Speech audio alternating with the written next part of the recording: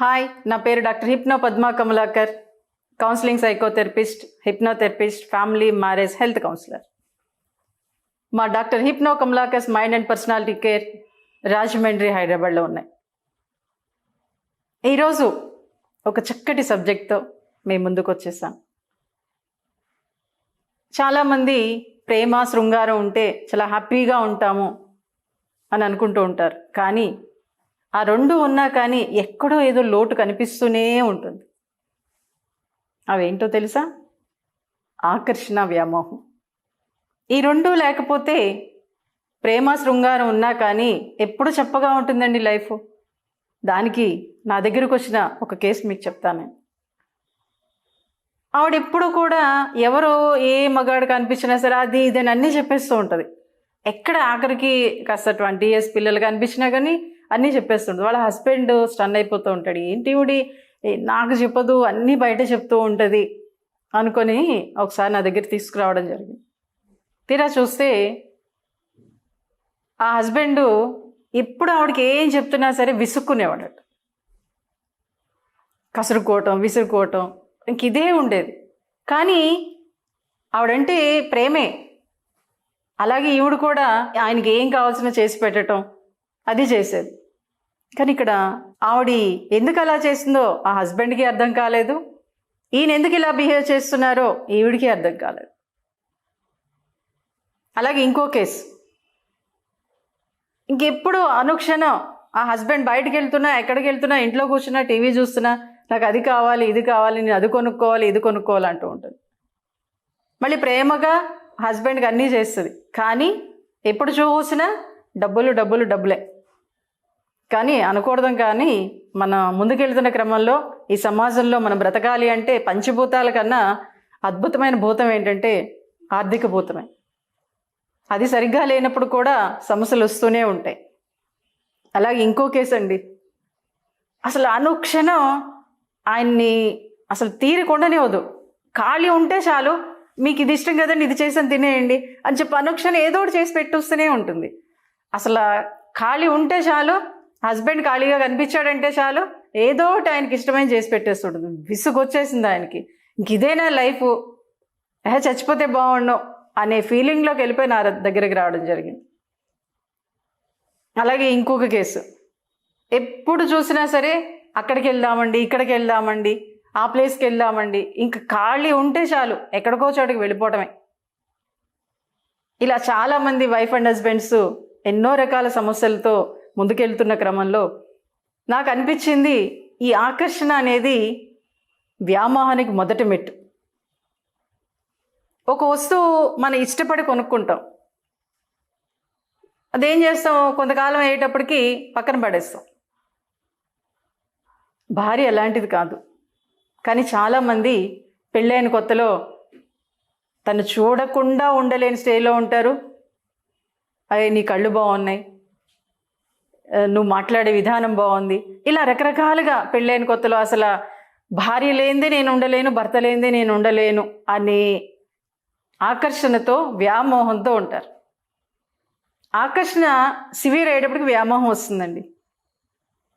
కానీ ఇప్పుడు ఎలా అయిపోయిందంటే ఒక 2-3 సంవత్సరాలు అయ్యేటప్పటికి ఒక వస్తువులాగా తీసి పడేస్తున్నారు. అందుకే చెప్పదనం అనేది వచ్చేసింది వైఫ్ అండ్ హస్బెండ్ మధ్య.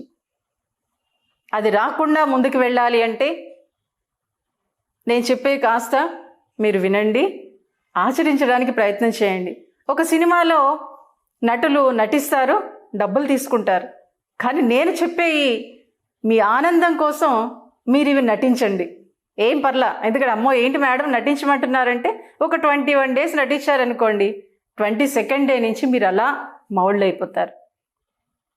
మీ వైఫ్ అండ్ హస్బెండ్ మధ్యన పెళ్ళైన కొత్తలో ఎంత చక్కగా, ఎంత హ్యాపీగా ఒకళ్ళంటే ఒకళ్ళు ఆకర్షణతోటి చాలా హ్యాపీగా ఉండేవారు. కానీ ఇప్పుడు సెల్ ఫోన్లు వచ్చాయి, టీవీలు వచ్చేసాయి.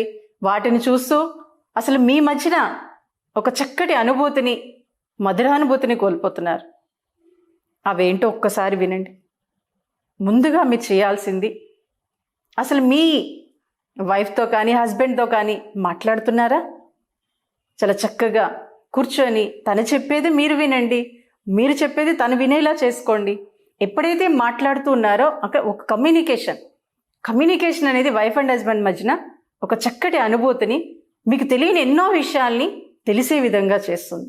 ఆ కమ్యూనికేషన్ మీ మధ్యన ఉందా లేదా అనేది పరిశీలించుకోండి. ఎందుకంటే కమ్యూనికేషన్ లేకపోవటం వల్ల ఒక అమ్మాయి ఎంత సివియర్గా ఇంకొక వ్యక్తితోటి అనుబంధాన్ని పెంచుకోవడానికి ట్రై చేసిందో ఈ స్టోరీలో వినండి. ఆ అమ్మాయి చాలా మంచి వ్యక్తి, ఆ హస్బెండ్ సాఫ్ట్వేరు, చాలా చక్కగా జాబ్ చేసుకుంటాడు, 2 పిల్లలు. కానీ ఎప్పుడు చూసినా కానీ ఇంటికి రాగానే మళ్ళీ ఆ ల్యాప్టాప్ ముందేసి కూర్చుంటాడు. అలా కూర్చుంటే ఈవిడికి విసుగొచ్చేది. ఎప్పుడు కనీసం మాట్లాడదామన్నా సరే నాకు పని ఉంది అనేవాడు. పోలే ఎక్కడికి వెళ్దాం రండి అనేసి కాస్త కూర్చొని కబుర్లు చెప్పండి అంటే నాకు పని ఉంది అనేవాడు. దాంతో వాళ్ళ ఫ్రెండ్ ఒకసారి వీళ్ళ ఇంటికి రావడం జరిగితే ఆయన ఈవిడితో చాలా చక్కగా లవ్లీగా మాట్లాడాడు. ఏదో క్యాజువల్గా 1 రోజు 2 రోజులు అలా ఫోన్ మాట్లాడుతూ ఉంటే ఈవిడికి చాలా హ్యాపీగా అనిపించింది. ఒక ఆకర్షణ అనేది ఏర్పడింది. ఆటోమేటిక్గా మాట్లాడడం మొదలు పెట్టేసింది. ఎంతకాలం 1 year అలా సాగుతూనే ఉంది. మాట్లాడుతున్న క్రమంలో ఆ అమ్మాయిని వాడుకోవాలని చూశాడు. అప్పుడు ఆ అమ్మాయికి అర్థమై నా దగ్గరికి రావడం జరిగింది. అలా వచ్చిన తర్వాత నేను వాళ్ళ హస్బెండ్ కూడా పిలిచి మాట్లాడితే ఫస్ట్ అసలు రానన్నాడు. కానీ ఒకసారి రమ్మని చెప్పమ్మా అని అంటే అతను వచ్చిన తర్వాత ఇది పరిస్థితిన మీ మిస్సెస్ ఇంకొకరితో మాట్లాడుతుంది, లవ్లీగా మాట్లాడుతుంది, మీరు ఇష్టపడతారా అంటే లేదు ఇష్టపడ. మరి మీరు మాట్లాడడానికి ఏంటి?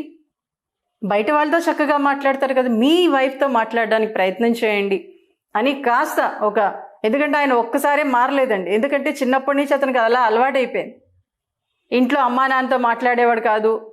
తన హాస్టల్లో పెరిగాడు. దాంతో అతను కూడా ఏంటంటే ఇది ఇంతేలే అని వైఫ్ అండ్ హస్బెండ్ మధ్య రిలేషన్ ఇలాగే ఉంటుందని అనుకున్నాడు. కాబట్టి అతను కూడా క్యాజువల్గానే ఏదో రొటీన్గా పని చేసుకుంటున్నాడు, వైఫ్తో బాగుంటున్నాడు, పిల్లలతో బాగుంటున్నాడు, అంతవరకే. కానీ మిగిలిన విషయాలు అతనికి ఏమీ తెలియదు. సో కాబట్టి ఒక 10 to 15 times అతనికి ఆ విషయాలు చెప్పడంతో భార్యతో ఎలా ఉండాలి, ఎంత లవ్లీగా మాట్లాడాలి, మా కమలాకర్ గారు రాశారు, భర్తతో ఎలా ఉండాలి, భార్యతో ఎలా ఉండాలి, ఆ పుస్తకాల్ని చదివి బాబు ఇవి కొన్ని రోజులు నువ్వు ప్రాక్టీస్ చేసి మీ మిస్సెస్తో మాట్లాడను కానీ కొంతకాలానికి వాళ్ళు సెటరేట్ అవ్వడం జరిగింది. సో మాటలో అంత పవర్ ఉంటుంది. చిన్న చిన్న మాటలే, ఈరోజు నువ్వు చాలా బాగున్నావే, ఈరోజు మీరు ఈ డ్రెస్లో చాలా బాగున్నారండి, మీరు నవ్వితే బాగుంటారండి అని ఇలా చిన్న చిన్న మాటలు మీరిద్దరూ కూర్చొని మాట్లాడుకుంటు. ఓకే, టీవీ చూస్తూనే మాట్లాడుకోండి, చక్కగా ఏదో వెబ్ సిరీస్ వస్తున్నాయి ఇప్పుడు, చక్కగా అది చూస్తూ మాట్లాడుకోండి. వాటిలో వచ్చే మాటలు అప్పుడప్పుడు మీ భార్యతోనో భర్తతో మాట్లాడండి. ఎంత హ్యాపీగా ఉంటుందో ఆలోచించండి. ఇది నేను చెప్పాను, అది మీరు ప్రాక్టికల్గా చేయండి. అలాగే చక్కగా మీరు ఖాళీ ఉన్నప్పుడు ఒకరి చేయి ఒకరు పట్టుకొని కాసేపు బయటికి వెళ్ళి నడుస్తూ ఉండటం. పట్టుకోవడం మటుకు మానద్దు. చక్కగా ఒకరి చేయి ఒకరు పట్టుకొని అలా నడుస్తూ ముందుకెళ్ళండి.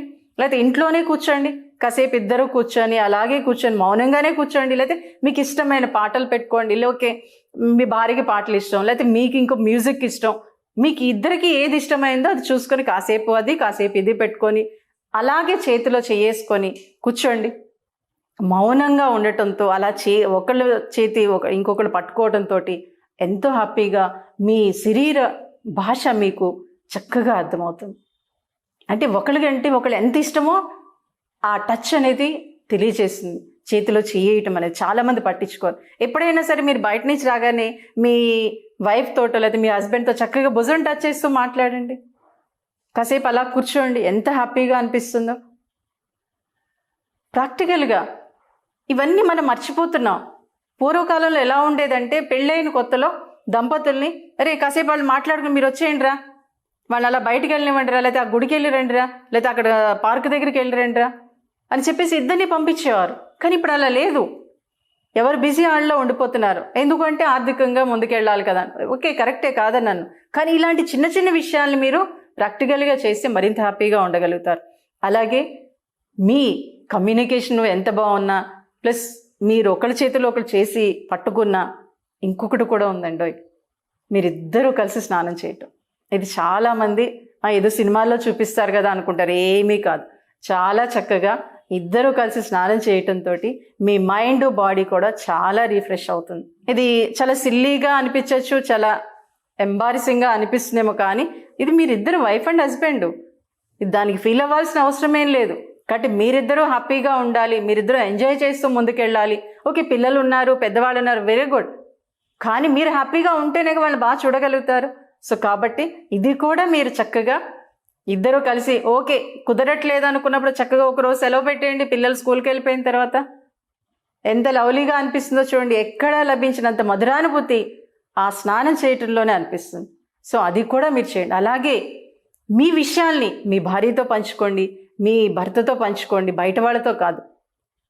ఓకే, ఎప్పుడైనా తను చిరాగ్గా ఉన్నా ఆ టైంలో కాదు, మీరిద్దరూ కూల్గా ఉన్నప్పుడే ఒకళ్ళ భావాల్ని ఇంకొకళ్ళు అర్థం చేసుకోవడానికి ప్రయత్నించాలంటే కంపల్సరీ మీకున్న బాధని అభిప్రాయాలను మీ హస్బెండ్తో వైఫ్తో కంపల్సరీ షేర్ చేసుకోవాలి.